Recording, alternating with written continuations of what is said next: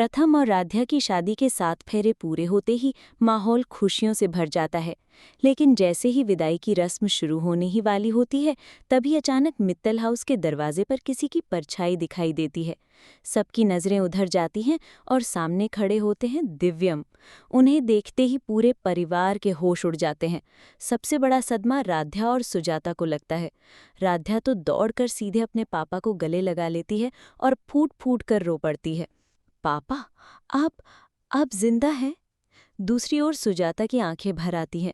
उसे यकीन ही नहीं होता कि उसका बेटा उसकी आंखों के सामने है। कुछ पल तक वो वहीं ठिठक कर खड़ी रहती है, लेकिन फिर अचानक दौड़कर दिव्यम को कसकर गले लगा लेती है। दिव्यम कहता है, आज तुम्हारा पापा आखिरकार तुम्हारी शादी में पहुंच ही गया। मुझे पता है तुम मुझे हर पल याद कर रही थी। राध्या रोते रोते पूछती है, पापा इतने साल कहाँ थे आप? हमें क्यों छोड़ दिया?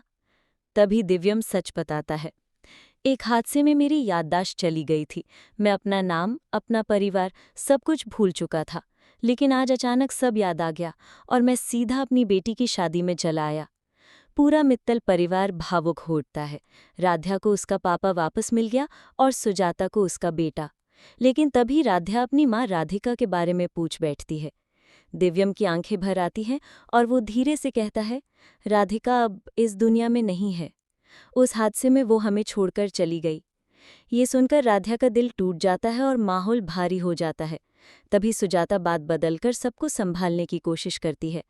मित्तल परिवार दिव्यम और सुजाता से कह देता है, अब आप दोनों कहीं और जाने की बात मत कीजिए, यहीं इस घर में हमारे साथ रहिए।